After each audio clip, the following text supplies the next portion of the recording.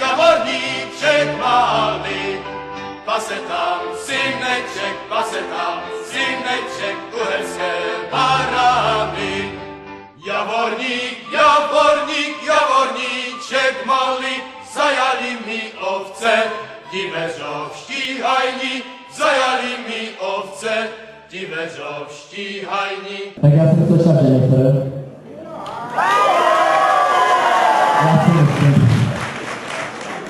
No ale samozřejmě taková ta dobřenovská máma, jo, co vypadá jak těhotná, ale není, tak to je slečna Peggy.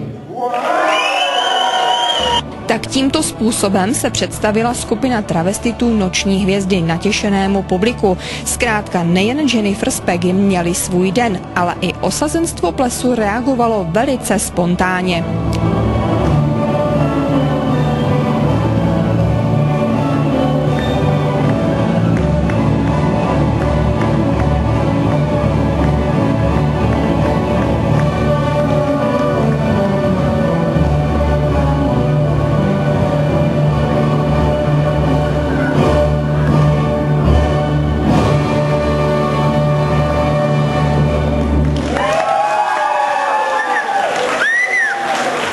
Ti lidi vždycky překvapí něčím, co vůbec nečekáte, ale v tu chvíli je pro vás nejdůležitější, hlavně ve chvíli, kdy teda mluvíte a netančíte, neimitujete nějakou zpěvačku, tak si hlavně v tu chvíli s tím musíte umět poradit, nebo měl byste si umět s tím poradit a zareagovat tak, aby to toho dotyčného neurazilo, aby to ty lidi pobavilo, ale publikum jako takové celkově, já si myslím, že publikum na vesnici a v malých městech je vždycky lepší než ve velkoměstech, protože samozřejmě potom oni znají třeba konkurenci, nebo jsou lidi, kteří pravidelně navštěvují různé travesty skupiny, že jo, třeba Screamers, když bychom se zmiňovali konkrétně. Ale jinak já jsem jako nadšený určitě a hlavně věrné publikum, co je, tak jsou hlavně ženy, že jo, protože ty s váma nějakým způsobem soucítí, kdežto ti chlapi to ne vždycky berou.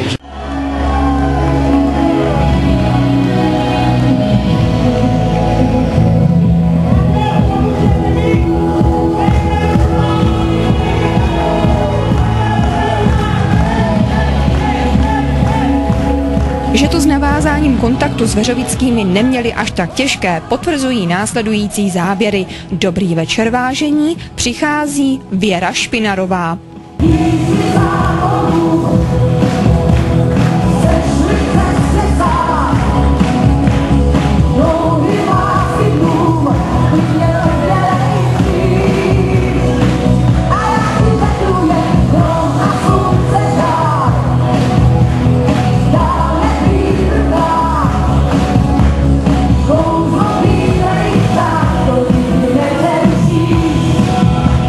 Jak jsou na tom kluci s praxí v oboru? Jestli můžu začít, tak já se teda tomu věnuju teprve krátce.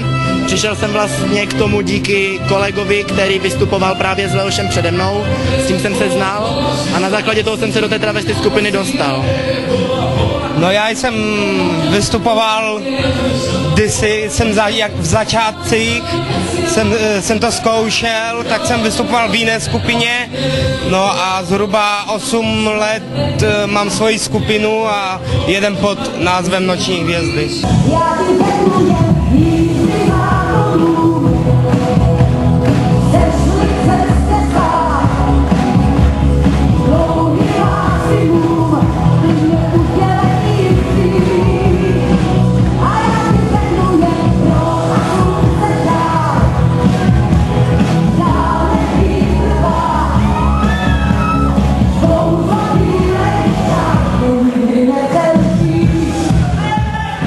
No tak já studuji, takže já to mám opravdu jenom takovou bokovku, přivydělek, ale dělám to hlavně proto, že mě to baví, takže já to nedělám za účelem si vydělat a koupit si auto, nebo já nevím, ale dělám to vyloženě pro potěšení, protože mě baví bavit lidi.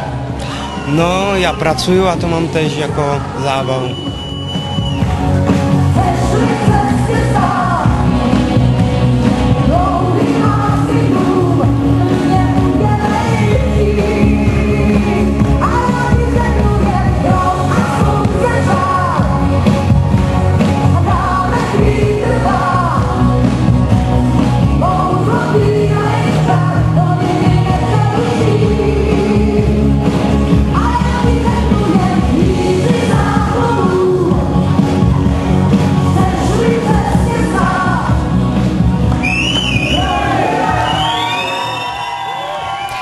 skupina se trochu liší od těch s větším počtem účinkujících.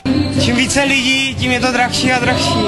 A hlavně v dnešní době, že jo, kdy lidi počítají každou korunu. A hlavně já si myslím, že čím méně lidí taky, tak v skupině méně konfliktu. Jako známe skupiny, kde je těch lidí víc a ti lidi si třeba mezi sebou nesedí a jsou spolu jenom proto, že vlastně prakticky musí, že jo, nebo musí, protože spolupracují jako ve skupině. Travesty vystoupení jsou více působivá, když je využíváno co nejkrásnější ošacení. Tak například tyto šaty pro Hanu Zagorovou jsou sice okula hodící, ale děsivě nepraktické. Jennifer vadily hlavně v chůzi.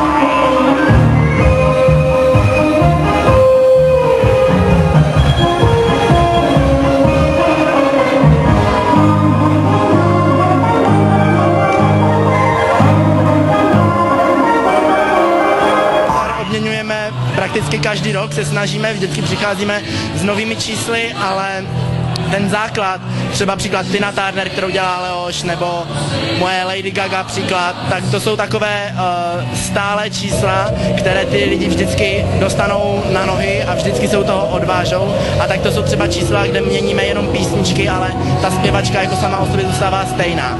Ale jinak veškeré české zahraniční zpěvačky snažíme se hlavně taky ten repertoár měníme podle toho, za jakým účelem jedeme, že jo. Na ples, který bude retro, si vezmeme spíše Vondráčkové, Pilarky a staré písničky starých zpěvaček, kdežto potom na nějaké diskotéce samozřejmě, tak tam třeba jedeme do latinskoamerických tanců nebo taky Lady Gaga a moderní písničky.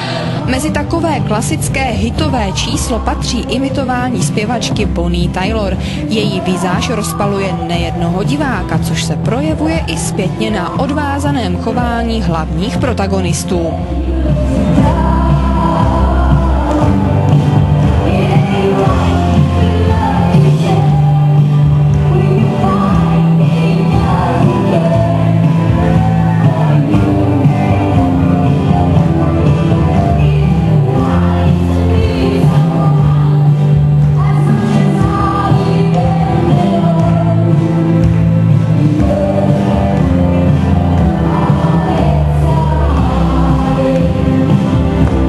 Po tomto úspěšném parodování je na snadě jedna otázka. Jak se dívají na konkurenci? Jako těch lidí, kteří to dělají dobře, pár určitě je. Nicméně, a to nechci samozřejmě schazovat jiné, ale myslím si, že většina lidí, kteří se tady tomu věnují, tak jsou o stupeň třeba níž, nebo i o více stupínku níž než my.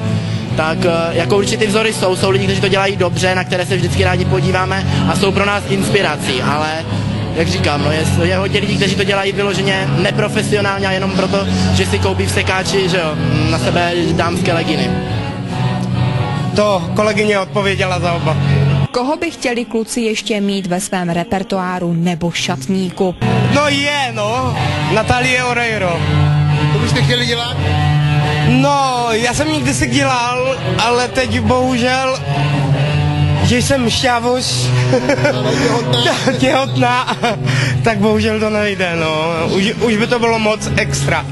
Je možno se této zálibě věnovat i ve zralejším věku? Neberu to jako něco, co by mě mělo celý život živit, tak ten cíl jako takový není úplně stanovený, kde až ten člověk chce dostat. Samozřejmě, čím víc objede vystoupení, tak tím lépe pro mě, protože já tím získávám zkušenosti a třeba bavilo by mě určitě věnovat se tomu komunikaci s lidma, bavit ty lidi, dělat něco pro ty lidi, to určitě ano, ale hlavně, jelikož naše vysoké podpatky a jedno s druhým, si myslím, že to nemůžou dělat lidi, kteří třeba potom už jsou starší, že jo. Já si myslím, že to člověk může dělat do určitého věku a tak je zbytečné si stanovovat zbytečně vysoké cíle, protože je těžké z nich dosáhnout určitě. Poslední ukázku z vystoupení Nočních hvězd jsme zvolili jako jakousi třešínku na dortu. Peggy v napodobování Tiny Turner šla hodně daleko, a to se zařazením vpravdě gymnastických prvků.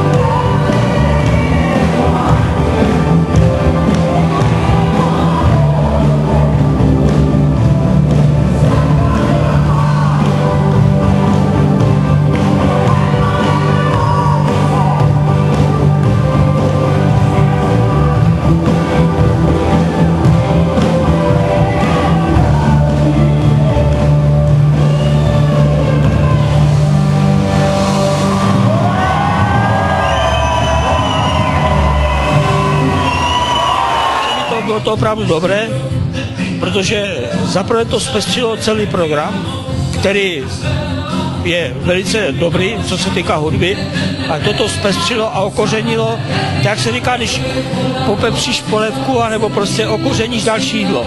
Myslíte si, že to zapadlo a že to k hasičům patří? No, nevím, jestli to k hasičům patří, ale myslím si, že to lidi pobavilo a že jsme, doufám teda, že jsme nešáhli vedle a že jsme vybrali dobrý program. Že spokojenost tady s Veřovickým? Určitě. Báječné. Skvělé publikum bylo dneska. Takže dámy a pánové, loučí se s vámi travesty skupina Noční hvězdy v podání slečna Jennifer!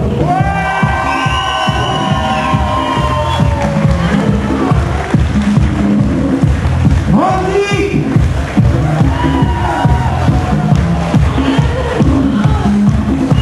No ale samozřejmě můžeme zapomenout na stálity, nejen ostravské travesty scény, slečnu Peggy!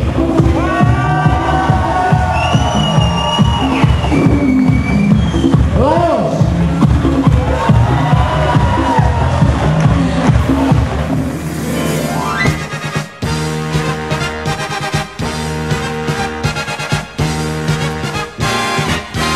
Tak už jdeme do finále a poslední tóny zní. To všechno se chystá spousty dní a najednou už jen pár taktů se zpívá.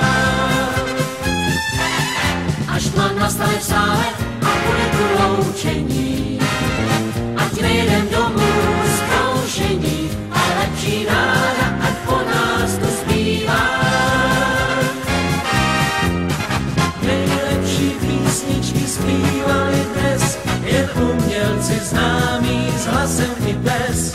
A ženy jak jsem se líbily všem, a když jste se chvíli smáli, tak dali jste kousek chvály i nám.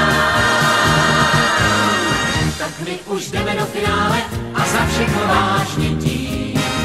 Za střídem a možná i kouzelník, kdo tu byl jednou, příště se vrátí s naší partou.